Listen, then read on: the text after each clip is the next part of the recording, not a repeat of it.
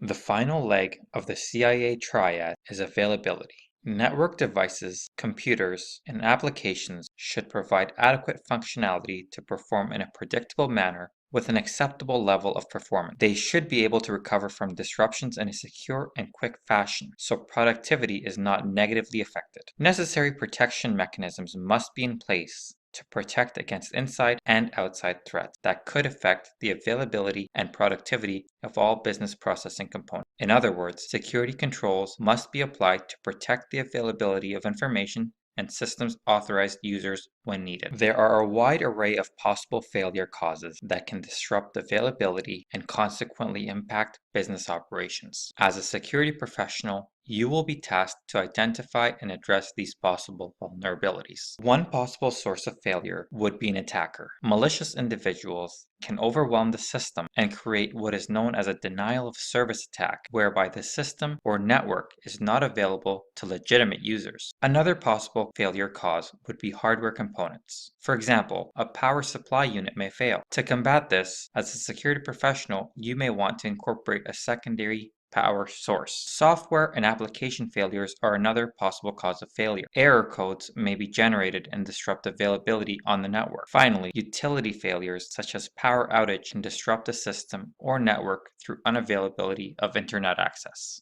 Now that we've identified possible failure causes that may impact availability, let's focus our attention on some availability controls that are readily available. Utilizing redundant components such as secondary source of power, as mentioned earlier, would be one availability control. Another example is the use of high availability systems that have multiple servers dedicated to the same purpose so that if one server fails, the others may continue carrying the operational load. A third availability control would be fault tolerance. With fault tolerance, services may continue so long as the anomalies are within a predetermined reasonable tolerance level. The final source of availability control would be operating system and application patching. If security professionals keep applications patched, the likelihood of network disruption and availability being impacted is significantly lessened. Any predetermined flaws by the manufacturer are preemptively addressed.